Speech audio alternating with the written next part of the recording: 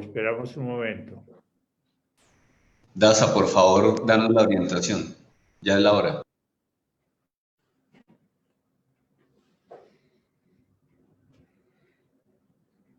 Estamos enlazándonos con Ya, el estamos enlazándonos con... Me avisan, me dicen. Ya estamos, doctor. Ya estamos en vivo. Ya podemos comenzar, doctor. Bueno, en primer lugar, un saludo muy especial a los autores del libro. En segundo lugar, un saludo especialísimo al señor General Tovar y a todas las personas que se hayan conectado para la presentación de esta obra. Unas simples reflexiones.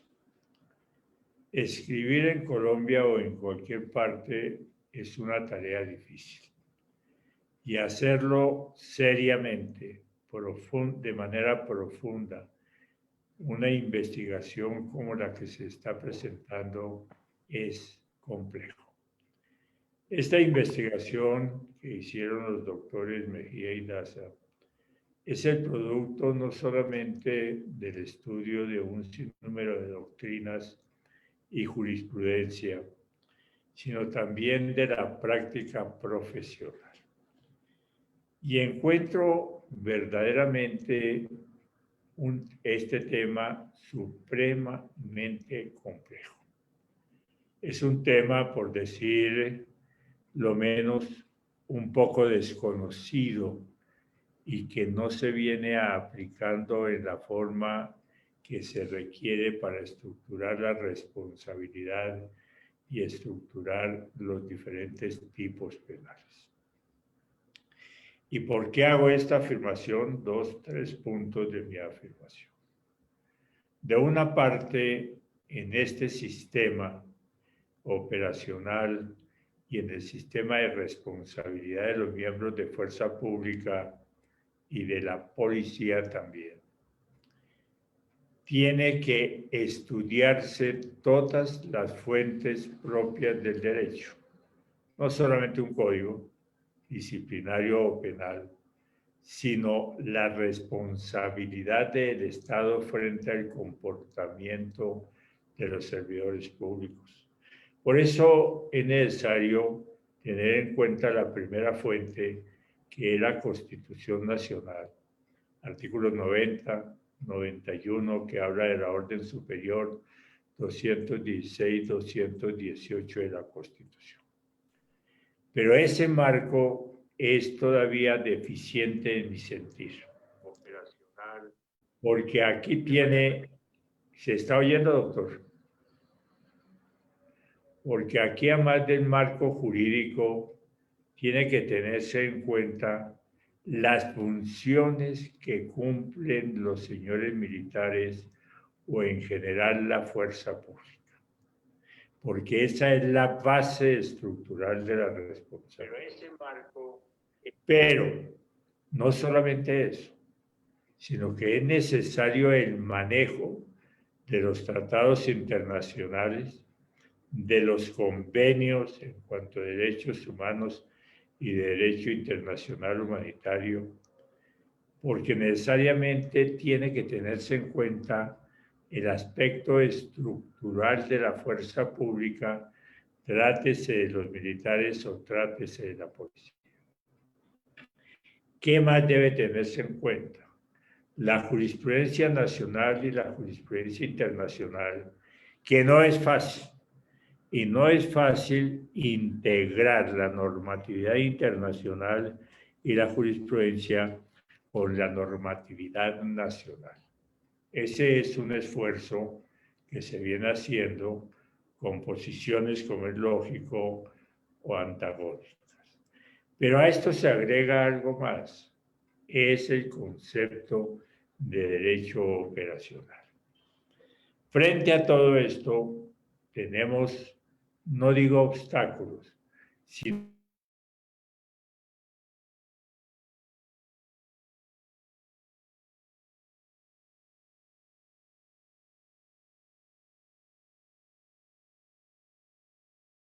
estamos frente a la justicia que denominan justicia y paz, que hacen más difícil la integración y la deducción de la responsabilidad y la estructura de determinados delitos. Pero agreguémosle algo más. Y ese algo más es la naturaleza del conflicto armado. Un conflicto que yo denominaría atípico porque no se parece absolutamente a otros conflictos. Conflictos donde estaba definido el objeto, causa de esos conflictos por razones religiosas, económicas, etcétera, como Irlanda, etcétera, etcétera. Aquí es un conflicto que se origina en múltiples causas y que se desvía en sus finalidades cuando entra en juego el narcotráfico. En consecuencia, ese conflicto hace más complejo todo lo que se refiere al derecho operacional. Y son funciones que sí las tiene la Constitución para las fuerzas militares, para la policía, pero que de todas maneras ofrece dificultades. El derecho operacional me parece a mí que es lo que tiene como fundamento la estructura de la fuerza pública. Y eso exige conocimientos profundos que en ocasiones los jueces ordinarios no conocen a profundidad. ¿Por qué razón? Porque allí hay que cumplir unas etapas como son las tareas metodológicas, la preparación, la ejecución, etc. Eso ha hecho, en mi entender, que la naturaleza de los delitos en cuanto a su comprobación, estructura y consecuencialmente la estructura de la responsabilidad sea muy difícil, porque allí hay una comunicación de circunstancias que afectan no solamente a quien ejecuta la orden, ejecuta el comportamiento, que puede desbordar los límites funcionales de un agente del Estado, que eso puede ser normal, entre comillas, en un conflicto armado. Porque es que para poder analizar esta situación del derecho operacional, tiene que conocerse parcialmente la estructura del conflicto armado, hoy no solamente con guerrillas, sino con bandas criminales.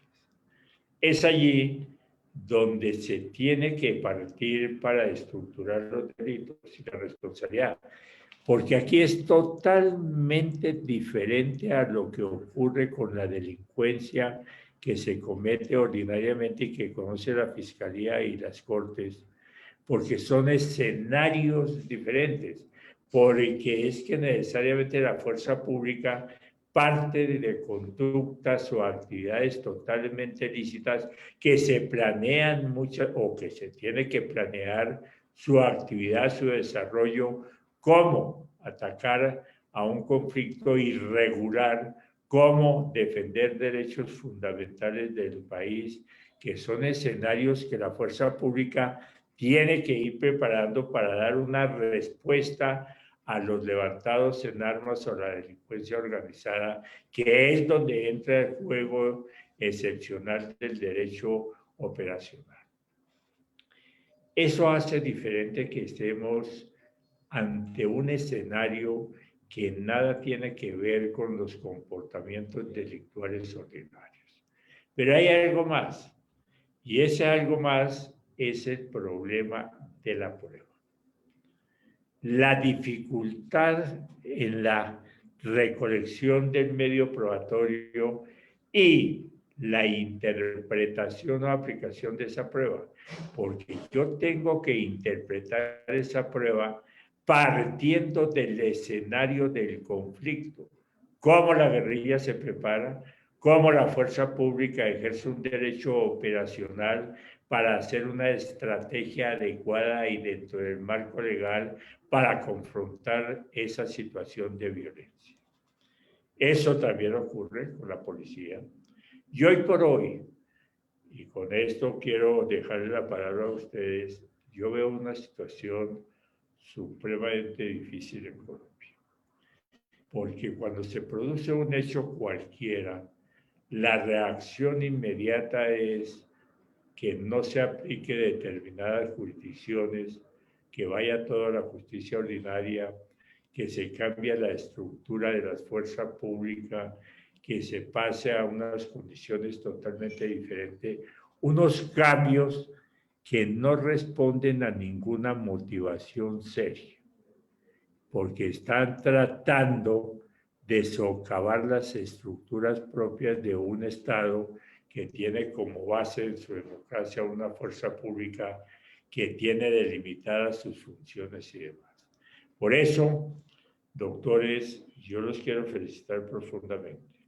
Yo no soy conocedor del tema, conozco un poquito la realidad del país, pero creo que estamos en un punto de complejidad supremamente difícil por una razón, porque el país se polarizó y todas las propuestas tienen contenidos desafortunadamente con incidencia política. Es un libro que yo no digo debe leerse como cualquier novela. Es un libro para estudiar punto por punto. Trataré de estudiarlo porque cada vez que leo una página de ese libro es una enseñanza para mí. Yo creo que ustedes han logrado, doctores, doctor Mejía y doctor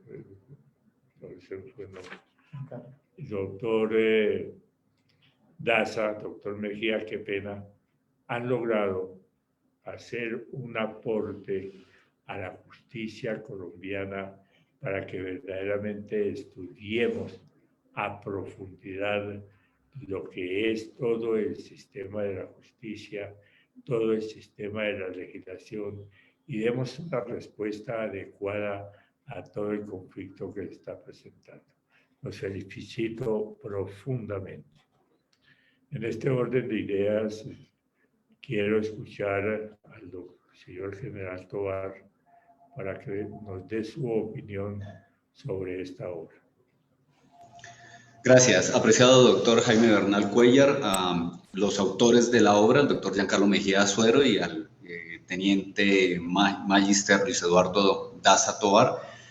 y a todos quienes estamos a un clic de distancia, palabras que tomo de uno de mis docentes en un espacio doctoral. Estamos a un clic de distancia y el hecho de la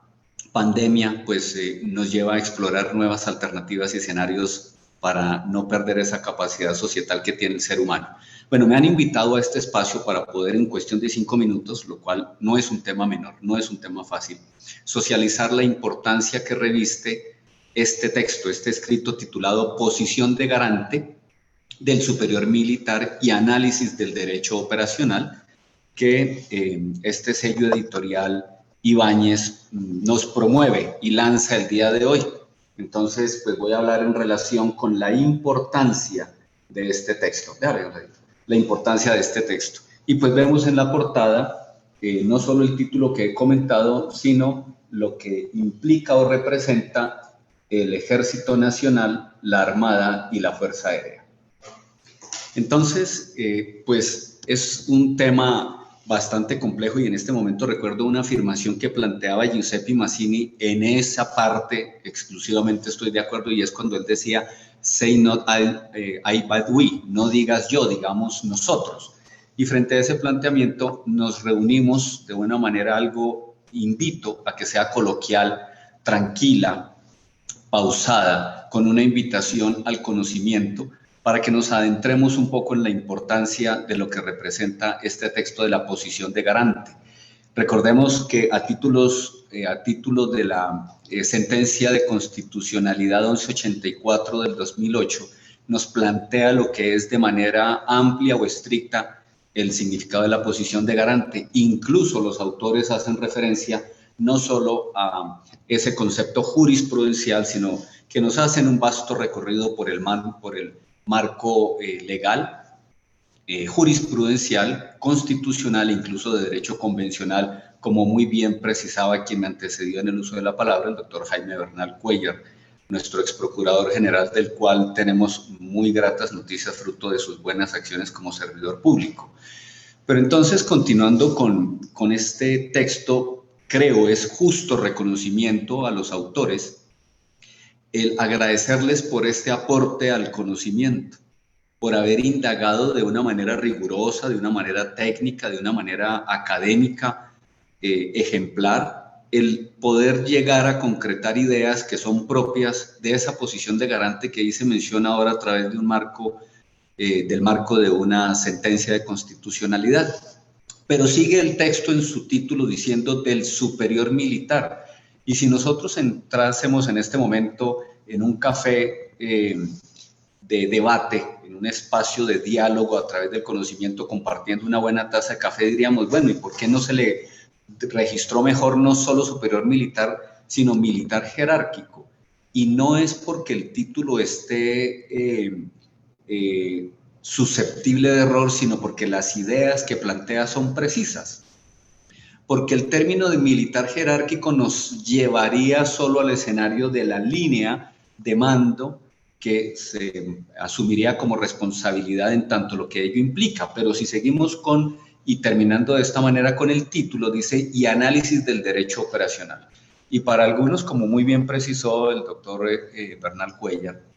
el derecho operacional para algunas personas es un corpus iuris de lo que implica el ejercicio de la misionalidad en el cumplimiento de la misión constitucional a voces del artículo 217 de la Constitución Política de Colombia para la fuerza pública y pues todo lo que implica el alcanzar los fines del Estado en relación con el artículo segundo. Este texto es de una tremenda importancia máxima si nosotros recordamos el pronunciamiento que ayer la Corte Suprema de Justicia a través de la Sala Civil por los medios de comunicación escuchábamos. Y son la necesidad de emitir órdenes para garantizar el derecho a la protesta pacífica. Y si estamos hablando de las reglas de enfrentamiento relativas al uso de la fuerza a través de un cuerpo normativo como es el derecho operacional, pues qué más oportuno que este texto, máxime si hablamos en relación con la justicia transicional, evocando el pensamiento que desde la perspectiva penal y desde la perspectiva de derechos humanos nos recuerdan Louis Janet y Theo van Boven. Así es de que este texto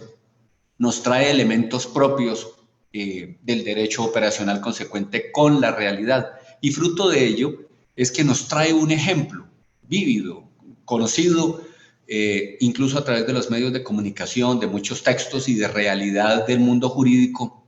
como fue el desarrollo de la operación Chavín de Huantar. Así es de que es un texto que nos enriquece, que es acorde al momento, que nos desarrolla a través de ese escenario no solo teórico, sino pragmático, muchas de las inquietudes que podemos tener, incluso a través de la lectura de lo que implica la disposición 002 del año 2019. Termino diciendo, para estar enmarcado en los 5 minutos, quod scripsi scripsi, lo escrito, escrito está. Y aquí está en este texto muchas referencias que no podemos pretender que en este texto podamos tener lo que implica la suficiencia del derecho operacional. Son 257 páginas que sí nos recrean de una manera muy puntual en cuanto a ese sentir. Termino citando a Dita Nolan cuando plantea que el contexto hace la diferencia. Y esto también nos lo invita a analizar este libro de Posición de Garante del Superior Militar y Análisis del Derecho Operacional. Así es de que una gran oportunidad para acercarnos al conocimiento en cuanto al ejercicio del cumplimiento y las responsabilidades que implican como militar. Repito, mi gratitud y mi reconocimiento a mi profesor, amigo, Giancarlo Mejía Suero, y al teniente magister, también autor Luis Eduardo Daza Tovar. Un muy feliz día, muchas gracias. Muy amable, señor general. Me parece que usted hizo un esquema del contenido y la profundidad del libro, algo indispensable para todos los abogados algo indispensable para dar soluciones o respuestas al menos a todo lo que está pasando en Colombia cuando hay unos cuestionamientos un poco delicados que todos conocemos. Le doy la palabra al doctor Carlos Mejía, tratadista, gran jurista, para que tenga la gentileza, exponga la estructura y contenidos de esta importantísima obra.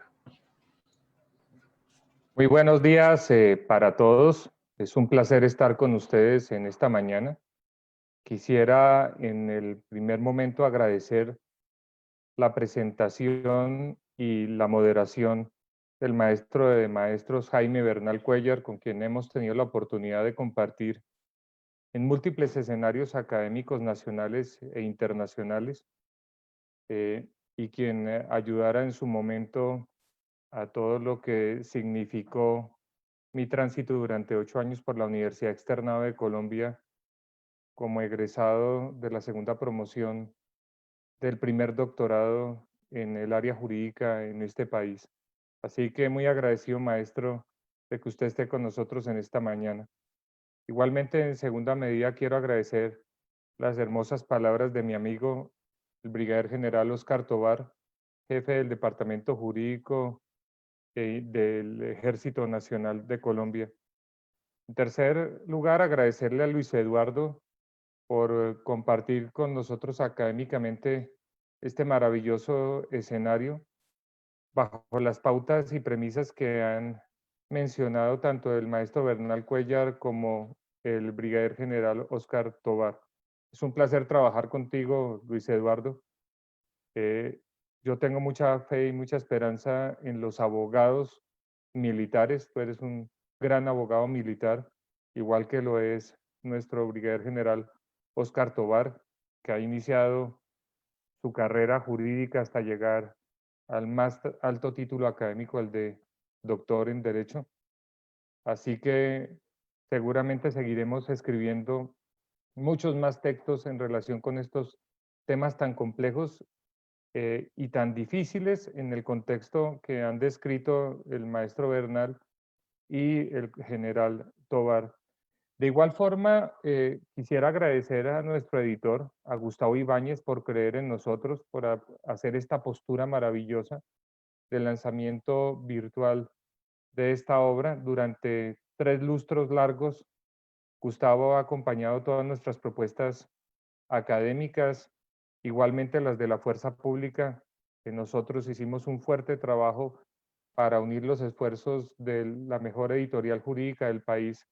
con el grupo editorial Ibáñez y ha dado unos resultados maravillosos. Desde esa perspectiva, quisiera centrarme en la importancia de este texto que obviamente está abierto al escrutinio de todo el lector nacional e internacional, y con esto también quisiera agradecerle a todas las personas que desde el extranjero están haciendo presencia en este Facebook Live a través del grupo editorial Ibáñez. Esquemáticamente, la importancia de este libro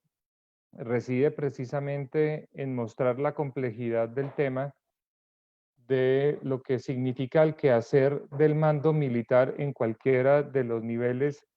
previstos constitucional y legalmente, y mirarla desde la perspectiva de las implicaciones jurídico-penales, jurídico-disciplinarias y en términos más amplios de derecho sancionatorio, a la luz obviamente del derecho operacional. Ya Luis Eduardo les hablará más puntualmente desde la perspectiva de lo que significa la posición de garante del comandante militar, desde la perspectiva obviamente de las conductas punibles por comisión por omisión. Y yo me centraré en estos breves minutos en dar algunas pautas desde la perspectiva de lo que se conoce internacionalmente como operational law, o lo que se conoce como derecho de los operativos militares y policiales, o como el derecho propio de las operaciones bélicas. Desde esa perspectiva, hace más de 40 años, Graham, un profesor norteamericano, estableció que las fuentes jurídicas, las fuentes del derecho, tenían una mirada específicamente técnica en el proceso militar de toma de decisiones. Desde esta perspectiva, empezó a dilucidar conceptualmente algo que en Colombia ha evolucionado a partir de los luctuosos hechos del caso Santo Domingo, que generarían incluso una condena contra el Estado colombiano por la masacre perpetrada por las FARC en esa oportunidad. Esa sentencia se llama Masacre Santo Domingo versus Colombia y abrió en Colombia paso a toda la estructuración de lo que son hoy en día los asesores jurídicos operacionales, haciendo un trasplante y utilizando el derecho consuetudinario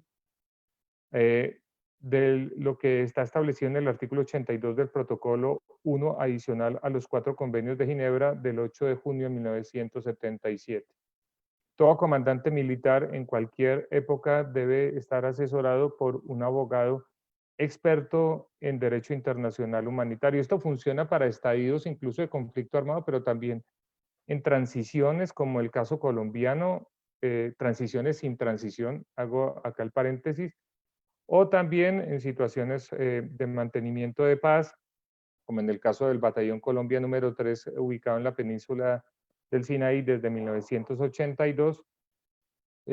y también en situaciones obviamente de paz, que claramente son descritas, por ejemplo, en la doctrina Damasco, que es la más evolucionada de las doctrinas militares de todo el continente. Graham empieza a dilucidar el derecho operacional haciendo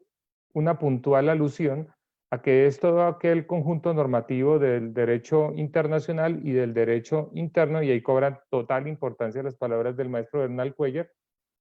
que se aplican al proceso militar de toma de decisiones desde que comienza, es decir, algo eminentemente técnico, y comienza precisamente con el planeamiento de una operación militar en cualquier contexto, hasta el seguimiento de las operaciones militares, como viene siendo tratado por ejemplo, el Manual Fundamental de Ejército 6-27, que pertenece a la doctrina de Damasco. Lo que se ha hecho en Colombia y se ha exportado en toda Latinoamérica, teniendo hoy en día la complejidad del Foro Interamericano de Justicia Castrense y Derecho Operacional, liderado en este momento por el Perú, es dar coordenadas conceptuales para la construcción de líneas plausibles para poder que el operador judicial, el operador disciplinario, interprete adecuadamente el quehacer castrense y desde la perspectiva de quien ostenta el mando, retomando además esas fuentes del derecho internacional que son tan importantes en estos momentos en el mundo como son las del derecho penal internacional, específicamente a través del precedente. Así que de ahí nosotros alimentamos el derecho operacional a través de la jurisprudencia, por ejemplo, del Tribunal Penal para la antigua Yugoslavia, que tiene una riqueza profunda en términos de operaciones militares, también del Tribunal Internacional Penal para Ruanda y de la misma Corte Penal Internacional. Ese derecho operacional en Colombia ha evolucionado de tal manera que la Universidad Externado en el año 2015 publicó un importante texto que ha servido de referente para operadores judiciales, en donde hay toda la exposición básica conceptual del derecho operacional y obviamente también desde el punto de vista de decantar la experiencia internacional, porque a través del Sistema Interamericano de Derechos Humanos, precisamente en el caso Cruz Sánchez y otros versus el Perú, se presentó en la historia de la Corte Interamericana de Derechos Humanos, creada en el año 1979, bueno, que empezó a trabajar en el año 1979, prevista en el año 1969, se presentó el primer peritaje en derecho operacional por la operación militar Nippon 96, mundialmente conocida como la operación Chavín de Guantar. Este peritaje en completo se encuentra en el texto de nosotros y pueden ustedes ya verificar en la práctica y como se ha hecho incluso en el sistema de tendencia oral acusatorio previsto en la ley 906, y también ante la Procuraduría General de la Nación en peritajes también internos de derecho operacional. ¿Cómo se da en la práctica un peritaje en derecho operacional?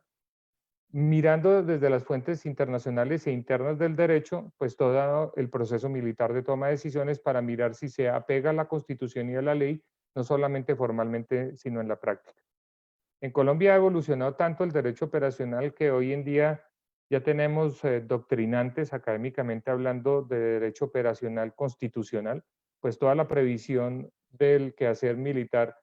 parte, como lo explicó muy bien el general Tovar, no del 217 de la Constitución Política, como se piensa equivocadamente y a veces todavía se enseña, sino desde el mismo preámbulo, desde la misma parte dogmática.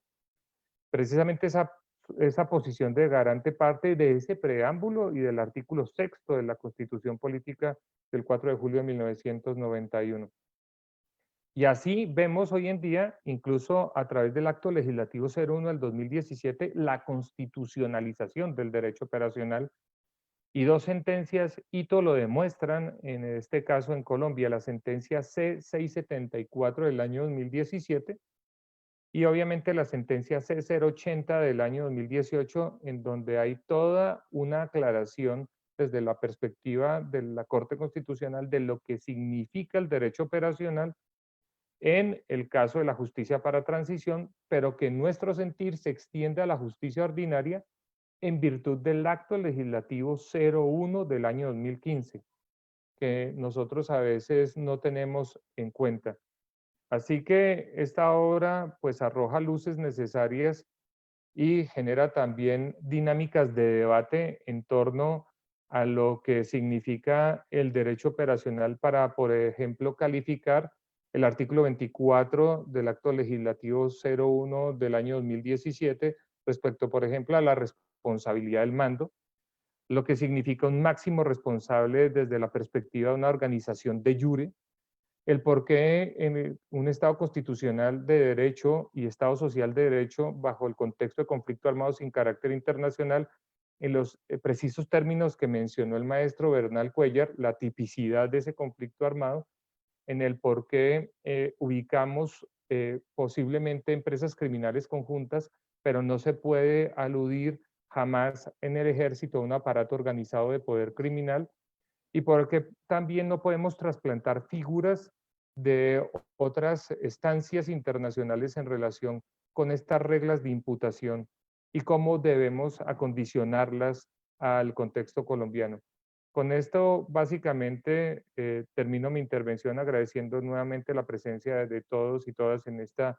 magnífica oportunidad del lanzamiento nacional e internacional de esta obra. Gracias, maestro Bernal Cuellar. Le cedo la palabra nuevamente. Doctor Mejía, me parece que hizo usted una exposición extraordinaria porque en el breve tiempo que utilizó logró presentar la complejidad del problema y cómo se puede aproximar a soluciones que necesita el país. Lo felicito profundamente porque para mí sigue siendo muy complejo todo este esquema del derecho operacional por los referentes internacionales, por los tribunales ad hoc que han funcionado. En consecuencia, me parece que logró una síntesis perfecta de la obra y rescató una vez más la importancia de esa obra. Antes de darle la palabra al doctor Daza, le quiero presentar disculpas, doctor Daza, porque por un momento se me fue su nombre, pero créame, tiene que tener consideración porque también la edad juega en esto. Pero el contenido del libro no se me olvida por ningún motivo. Y presentarle disculpas a Gustavo Ibáñez, que ha sido una persona que ha luchado para que salgan las publicaciones más importantes. Nuevamente, felicitaciones. Doctor Daza, una explicación de parte del contenido y tal como lo decía el doctor Mejía, un poco sobre eso que denominan posición de garante frente a todo este derecho operacional. Bueno, doctor Bernal, muchísimas gracias por la participación. Agradezco su dirección, su conducción, porque este trabajo también fue producto de una investigación que se llevó a cabo con la Universidad Externa de Colombia para obtener el grado de título de Magíster en Derecho Penal de esta casa de estudios. Agradezco también la participación a mi general Tovar como jefe del Departamento Jurídico del Ejército Nacional, quien ha velado por darnos todas aquellas directrices, todas aquellas instrucciones a todo el nivel del mando, con el fin de que todos los militares, hasta el soldado más, podemos llamarlo hasta el soldado más recluta, que lleva menos tiempo en el Ejército Nacional, conozca de todo este andamiaje jurídico y conozca cuál es su rol frente a la sociedad. Cómo no, también saludar al doctor Giancarlo Mejía, quien fue partícipe como a título coautor de este libro y quien a través de los años ha consolidado en cuanto a su experiencia conceptos claros en cuanto al manejo del derecho operacional, en cuanto a la doctrina militar.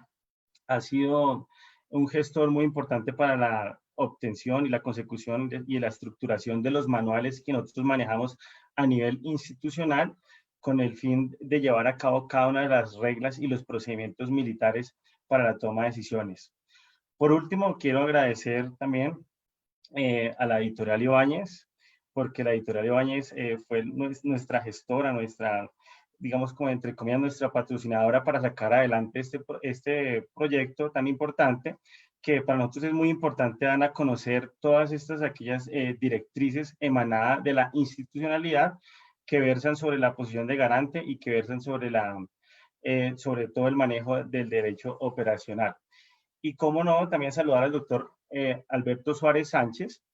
quien fue el director y el coequipero para llevar a cabo este trabajo en cuanto al proyecto de tesis desarrollado con la Universidad Externa de Colombia. El Ejército Nacional durante todos estos últimos años se ha fortalecido en cuanto a la doctrina operacional con el fin de dar a cabo los lineamientos y capacitar a cada uno de nuestros hombres a nivel digamos, institucional, hasta llegar al nivel táctico, al soldado recién, digamos, incorporado a las filas de nuestro Ejército Nacional.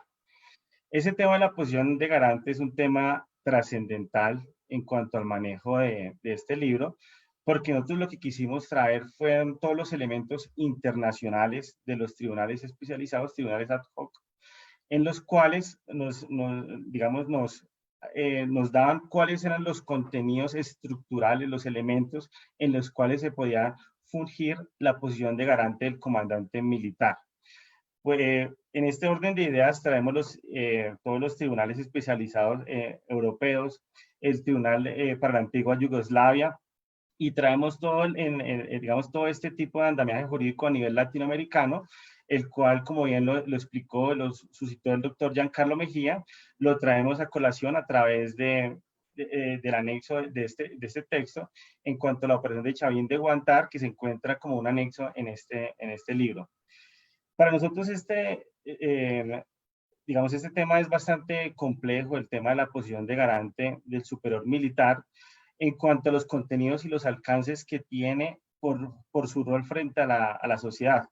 Como bien lo manifestó mi general Tovar, no solamente el artículo 217 de la Constitución es nuestra base legal para realizar todas aquellas operaciones militares y nuestro rol misional y nuestro rol funcional, sino que va mucho más allá, que va partiendo también del bloque de constitucionalidad a partir de todos los tratados y convenios a nivel internacional ratificados por Colombia, asimismo como el mismo prólogo de la Constitución, el mismo, digamos, inicio, toda la parte de los derechos fundamentales, siempre tenemos nosotros esa responsabilidad como militares para ir más allá con esta protección de la vida, la honra y los bienes de los ciudadanos. En este momento tan trascendental, la posición de garante se convierte en un esquema fundamental para ser objeto de análisis por parte de todo el componente del sistema integral de verdad, justicia, reparación y garantía jurídico que nosotros tenemos el por qué soportar. Y este tema es bastante trascendental porque esa situación de peligro para los bienes jurídicos en cuanto al rol que desempeñan los militares, los miembros de las fuerzas militares, como tal, nosotros siempre estamos dentro de contextos de hostilidad, dentro de contextos en los cuales tenemos que hacer prima fase la utilización de la fuerza como primera medida para neutralizar cualquier tipo de amenaza contra el orden constitucional, contra la misma soberanía de nuestro pueblo colombiano, contra la misma territorialidad. Entonces, es importante dentro de esa configuración del peligro, y lo miramos desde la óptica internacional, con los tribunales especializados, especialmente en el caso de Dusko Tadic, del Tribunal para la Antigua Yugoslavia, cuáles son los elementos que se configuran por parte de estos grupos armados organizados y que permiten a las fuerzas militares desarrollar una operación ofensiva, una operación que busca, digamos, recuperar ese control territorial, recuperar, digamos, esa institucionalidad dentro de nuestro país. También miramos todas las conductas que requieren de una conducta, digamos, típicamente indicada, porque a nivel, digamos, de nuestro país, a nivel colombiano, nosotros regimos nuestras operaciones basados en los componentes constitucionales e internacionales, como bien les había suscitado, a nivel del bloque de constitucionalidad, a nivel internacional, pero en el libro se hace una reflexión muy importante que nosotros necesitamos una ley de seguridad y defensa en la cual se rigen todos estos parámetros para el uso de la fuerza. Todo esto, digamos, a nivel doctrinal que hemos implementado, lo hemos hecho a través del ius cogens, lo hemos hecho a través también del derecho internacional, de la interpretación. Hemos llegado a definir el concepto del derecho operacional. Hemos llegado a definir todo el procedimiento militar para la toma de decisiones. Hemos llegado a significar cuál es la responsabilidad de los comandantes. Y hemos identificado que en muchas ocasiones, de pronto también en este libro identificamos que algunos temas de responsabilidad netamente se dan por algunas faltas de planeamiento en los comandantes militares. Entonces miremos que, esto deja entrever de que todo se encuentra ligado, todo este procedimiento militar para la toma de decisiones, se encuentra ligado como tal al derecho operacional, y de ahí también per se se encuentra inmiscuido de forma directa, de forma plausible e inherente, lo que es la posición de garante del comandante militar. En este ejercicio también miramos como elemento estructural la posibilidad de realizar la acción debida, en qué momento tiene que ejecutar, qué tipo de acción tiene que ejecutar los oficiales subalternos, los oficiales superiores, y todo este nivel de complejidad en cuanto a la responsabilidad. Vemos que la responsabilidad no puede significar una misma, porque cada uno de los oficiales tiene un rol diferente. Un señor general no puede responder específica o particularmente por lo que hagan los hombres en un área de operaciones de forma directa, de forma implícita. El comandante, ya, digamos, en el nivel de un oficial superior, de un señor general, tiene que dar unos parámetros muy generales, tiene que dar unos parámetros bastante amplios con el fin de que se puedan llevar a cabo la ejecución de un lineamiento o la ejecución de una operación militar. Pero en el nivel inferior, el nivel táctico, en el que se desarrolla como tal esa misionalidad, es lo que nosotros encontramos la diferenciación de ese producto en cuanto a la responsabilidad. Y bueno, para la posición de garante, lo otro evidente también, estimados colegas, es respecto a la producción de los delitos que tiene que ser frente a la producción de delitos de resultado. Nosotros no podemos hablar de una posición de garante si no existe digamos, unos delitos de resultado que puedan ser totalmente previsibles, que el comandante, de acuerdo a la aplicación de su deber, de acuerdo a su rol constitucional, pueda prever, pueda, digamos, inmiscuirse, pueda, digamos, encajar en esos pequeños espacios. Entonces, este libro es muy importante, así a grosso modo, porque digamos, aquí podemos durar toda la tarde debatiendo académicamente el contenido del texto. Es muy importante para el contexto actual que nos encontramos, toda vez el sistema de integral de verdad, justicia, reparación y garantías de no repetición, lo que es la Jurisdicción Especial para la Paz, la Comisión de Esclarecimiento de la Verdad y la Unidad de Búsqueda de Personas Desaparecidas, tienen que tener, en cuanto a la narrativa, en cuanto a los procesos que se lleven, tienen que tener en cuenta todo el derecho operacional y todo el andamiaje que han construido nuestros hombres de las fuerzas militares por más de 50 años. Nosotros no somos ajenos a la legalidad y siempre hemos construido nuestra doctrina basados y sometidos al imperio de la ley. Entonces, para mí es muy importante de que todo el sistema, digamos, en cuanto al engranaje, estén, digamos, con un conocimiento plausible de todo el contenido y la temática del derecho operacional. para poder crear una narrativa en Colombia que se ajuste a nuestro contexto, porque nuestro contexto es un contexto bastante complejo. Nuestra guerra irregular ha estado por más de 50 años y el enemigo ha mutado de unas formas inimaginables que ni siquiera en la doctrina muchas veces se puede llegar a determinar, se puede llegar a explicar. Entonces, doctor Bernal, le cedo la palabra y nosotros queríamos como dar este barniz muy general e invitar a todos los lectores a que compartan este libro, especialmente a todos aquellos que de forma directa o de forma indirecta tienen algún tipo de participación con el ejercicio de las fuerzas militares, doctor. Doctor Daza, le agradezco muchísimo. Yo creo que el tiempo nos permite al menos una pregunta a cada uno de los autores, si no es que surgen algunos otros interrogantes. Usted, doctor Daza, ha tocado temas fundamentales, como lo hizo el doctor Mejía. Y oyendo su exposición, uno se remonta aún a los acuerdos de La Habana, que plantearon puntos referentes al derecho operacional y hicieron planteamientos que por fortuna en mi sentir no fueron aceptados algunos de ellos. Pero también ha tocado unos puntos que uno llamaría la columna vertebral, el eje central,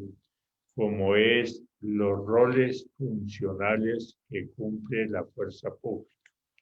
que tienen que tenerse como fundamento para la misma, para desarrollar el derecho operacional. Porque uno parte del supuesto que todo el derecho operacional, la planeación, etcétera, ejecución, es dentro del marco estrictamente legal para enfrentar comportamientos de ilicitud en cualquier lugar y, como usted lo decía, especialmente a la guerrilla, que es una guerrilla atípica y un conflicto totalmente irregular por sus causas y sus finalidades. Pero esto lo lleva a uno a hacer una reflexión sobre esa posición de garante. Una posición de garante que tiene que tener como finalidad, desde luego, o tener en cuenta la organización de nuestra fuerza pública. Le haría una pregunta a usted, doctor Daza. Dentro de la ejecución del derecho operacional tendrá que llegar un punto de permitir la utilización de la fuerza letal por razón de los combates que se presentan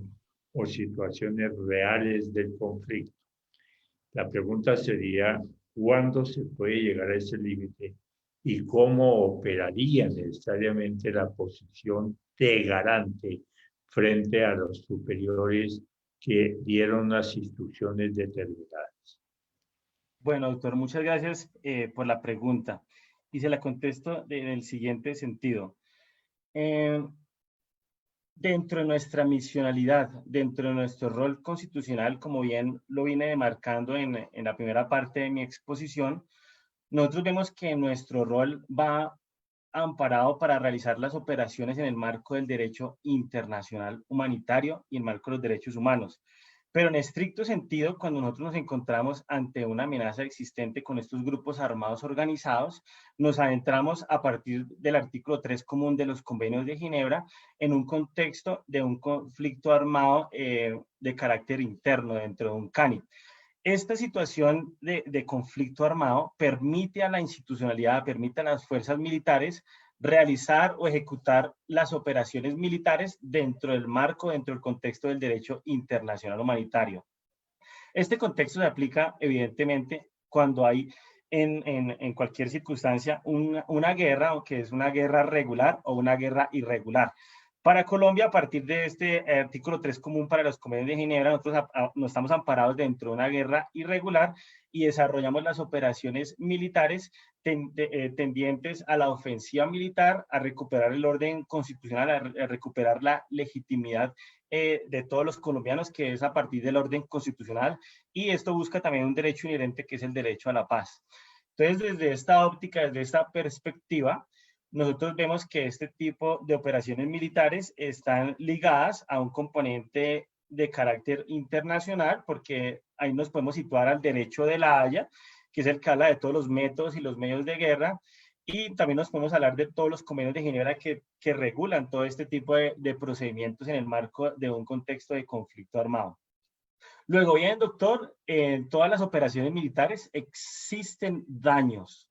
Todas las operaciones militares que se lleven tienen que haber daños a nivel de la naturaleza, hay pérdida de vidas humanas y demás. Lo que nosotros tenemos que actuar es con base en los principios que delimita el derecho internacional humanitario. Con base en esos principios es que nosotros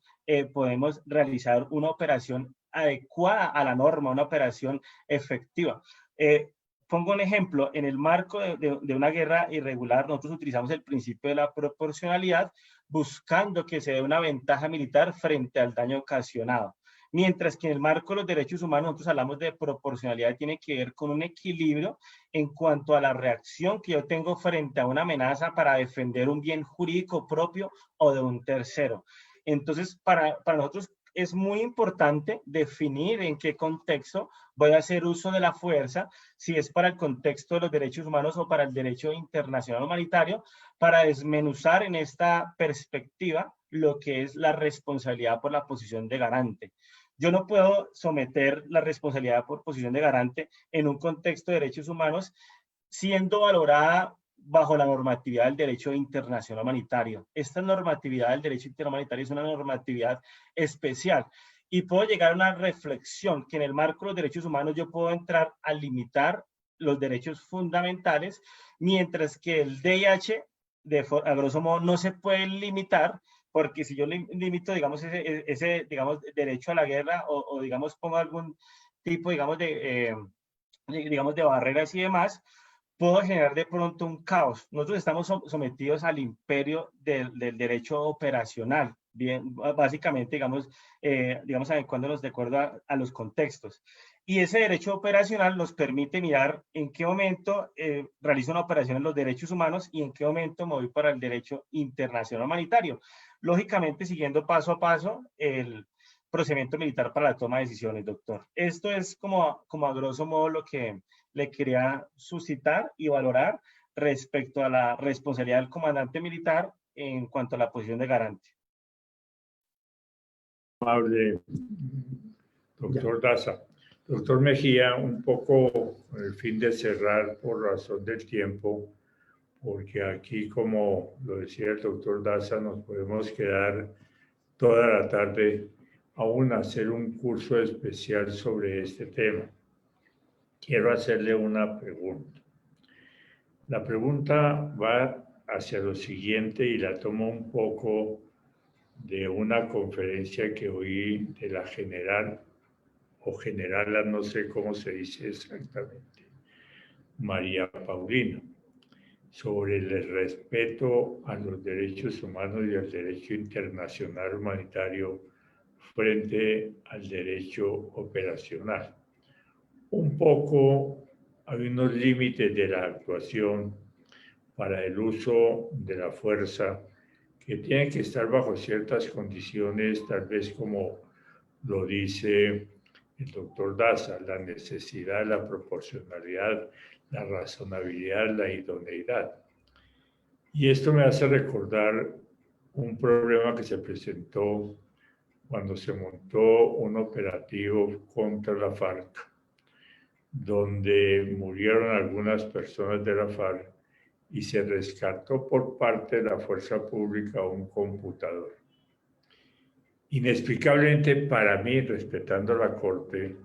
considero que había una irregularidad en la cadena de custodia que no pude entender y no voy a entender, y se desechó la prueba que contenía ese computador. La pregunta es, un poquito explíquenos, en el poco tiempo que queda, esto del derechos humanos, del derecho internacional humanitario, frente al derecho operacional, por favor, doctor Mejía. Muchísimas gracias por esa pregunta, maestro, porque nos permite dilucidar conceptualmente algunos términos que hemos venido usando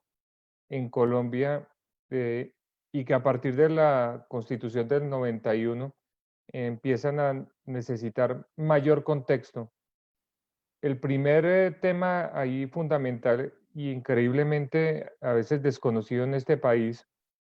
es que el derecho internacional de los derechos humanos nace a partir de la finalización de la guerra. De hecho, algunos autores consideran que ese derecho internacional de los derechos humanos,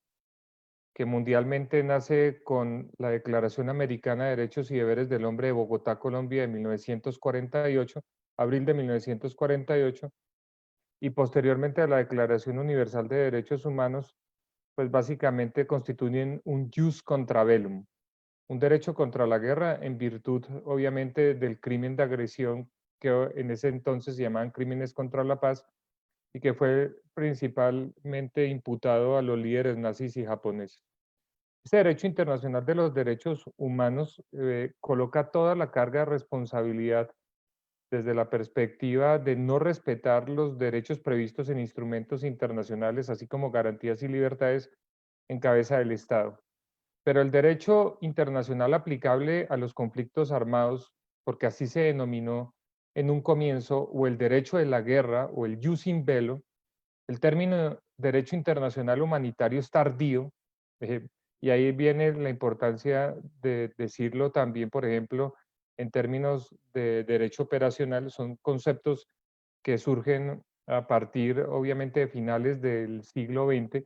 Vuelvo e insisto, el derecho internacional humanitario es un término nuevo que apenas se acoge en la séptima década del siglo XX. Antes no se le denominaba derecho internacional humanitario, sino derecho de la guerra o el jus in bello. Jean Pictet, en todas las conferencias previas del CICR a los protocolos adicionales de 1977, es el que empieza a acuñar el término derecho internacional humanitario y lo acuña en su comienzo trayendo el derecho internacional de los derechos humanos. Así que surge una gran convergencia. Y usted podrá recordar, doctor Bernal Cuellar, así como Oscar, y esto también se lo indico a Luis Eduardo, que aquí ni siquiera nuestras facultades de leyes enseñaban derechos humanos, ni mucho menos derecho internacional de los derechos humanos como una materia obligatoria en sus pensum académicos, y mucho menos derecho internacional humanitario. No obstante que Colombia había firmado los 4 convenios de Ginebra, que son ley en virtud de la ley, valga la redundancia, quinta de 1960. Así que incluso el conflicto armado sin carácter internacional desde la perspectiva de las partes o actores del conflicto comenzó bajo la égida del artículo 3º común de los 4 convenios de Ginebra, y eso afortunadamente y gracias a la justicia para la transición en términos del sistema integral se va a conocer cuando se pueda verificar, por ejemplo, el famoso Plan Lazo, el Plan Andes, el Plan Perla y otros planes de guerra para que miren las personas, toda la ciudadanía, los académicos y los operadores judiciales, la correspondencia desde el inicio del conflicto por parte de la fuerza pública del cumplimiento de lo que desde la antigüedad, desde el Código de Urucajina y el primer vestigio de guerra en Lagash, 4.500 años antes de Cristo, se permitía dilucidar. No todo vale en la guerra, no todo vale en la construcción de un escenario bélico. Y ese derecho internacional empieza a fijar límites en el contendiente, pero partiendo de una realidad que lo enseña la sociología de la guerra, y es que en todo conflicto bélico hay daños. Y el derecho internacional humanitario fija límites a la forma en que las partes contienden. Y luego la jurisprudencia internacional, que es tan valiosa en este texto, empieza a demostrar que existe una convergencia muy grande entre ramas del derecho internacional público que nacen a partir de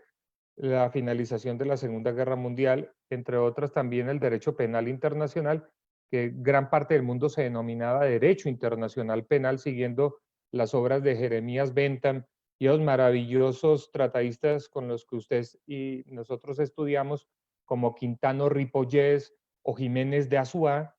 que pues básicamente dilucidaban al derecho internacional penal como la persecución a la macrocriminalidad política a través de cortes internacionales y contrario censo a lo que se dice hoy en día el derecho penal internacional como la aplicación de la ley penal en el espacio para la persecución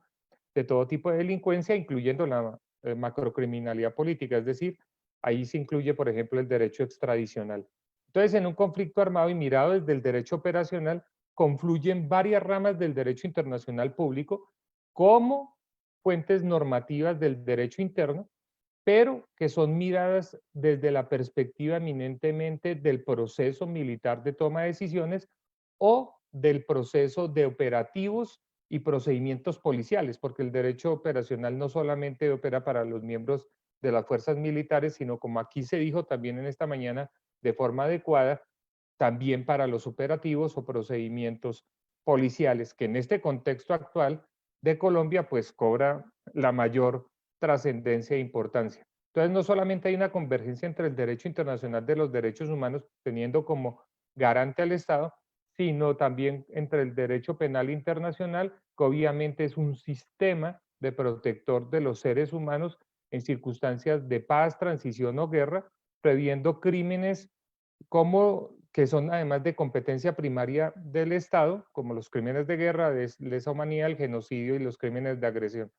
Así que se ha venido construyendo un corpus juris a nivel internacional que es entronizado en nuestra constitución política a través del bloque de constitucionalidad que empieza a desarrollarse en sí mismo a través de la sentencia C-225 del año 1995, que precisamente es la que aprueba el protocolo 2 adicional de los 4 convenios de Ginebra, es decir, el bloque de constitucionalidad empieza a desarrollarse a partir del derecho internacional humanitario, hasta llegar al punto de que el acto legislativo 01 del 2015 prevé que todos los operadores judiciales que tengan que ver con asuntos de guerra tienen que demostrar conocimientos en derecho internacional humanitario. Pero en un conflicto armado sin carácter internacional, desde la égida del derecho operacional, al operador judicial o disciplinario le cabe la responsabilidad de investigar desde el proceso militar de toma de decisiones cada una de las fases de una operación militar o un procedimiento policial, partiendo desde el planeamiento de la operación, luego la preparación de la operación militar, la ejecución de la misma, la evaluación hasta el seguimiento. Y para ello tiene que vincular técnicamente, a diferencia de lo que hace la clara interpretación normal del derecho internacional de los derechos humanos o los derechos humanos o del derecho internacional humanitario, del derecho penal internacional o el derecho internacional penal, tiene que interpretarlo y adecuarlo a lo que es el quehacer técnico, militar y policial. Esa es la gran diferencia. Hay convergencias, pero también hay grandes diferencias que obviamente nuestros operadores judiciales, tanto en la transición como en el régimen ordinario, porque hoy tenemos prácticamente 4 jurisdicciones que tienen que ver con el conflicto armado, increíblemente. Jurisdicción especial para la paz, jurisdicción ordinaria para hechos posteriores al 1 de diciembre del 2016, el Consejo de Estado, que sigue, como siguió el conflicto armado, sigue tratando los temas de fallas del servicio, y como si fuera poco, la jurisdicción penal militar prevista constitucionalmente. Así que si no hacemos una interpretación holística y comprensiva, posiblemente no vamos a dilucidar las complejidades del conflicto armado colombiano desde la perspectiva jurisdiccional. Mil gracias, maestro. Doctor Mejía, como de costumbre, usted sentó cátedra, como lo hizo el doctor Daza. Y como conclusión de esto, usted indica la necesidad, que me parece es indispensable, de la preparación de los administradores de justicia y del régimen disciplinario. En realidad, también la obra trae un anexo de un peritaje que es bien importante porque es someter a un dictamen judicial que algunos de ustedes hizo mención a si hubo exceso en el uso de la fuerza, y hubo un análisis importante en la Corte Penal Interamericana. Y concluyo diciendo que la preparación es fundamental. mencionó usted también el problema en que se encuentra la policía. Pero yo observo que lo que están analizando las personas que han participado en esto es mirando a la policía como un solo rol funcional de procurar la convivencia pacífica, pero no se han dado cuenta que dentro del marco de la policía hay unos roles que exigen tener armas en ocasiones, como es la lucha contra el secuestro, contra la extorsión, la lucha contra el narcotráfico. Yo creo que esta obra, doctores,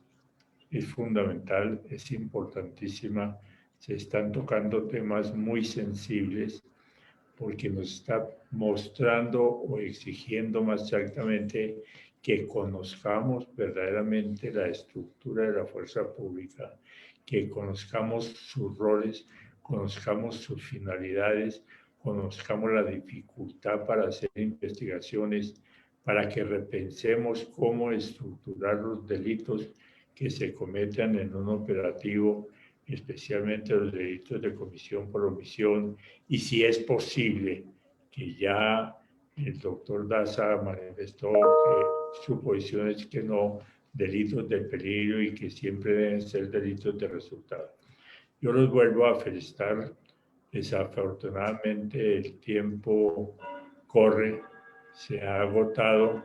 Darle nuevamente un saludo, felicitaciones a ustedes, un saludo a los que se han conectado a estas exposiciones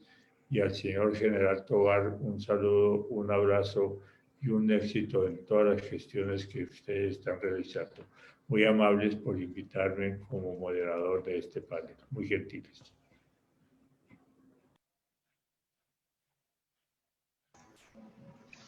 Apreciado ex procurador general de la Nación, muchísimas gracias por su intervención, por el liderazgo en el uso de la palabra y en la sabia orientación de este espacio para el lanzamiento de este libro que nos invita a seguir reflexionando en el desarrollo de las operaciones militares y el cumplimiento de la misión constitucional. Muchas gracias.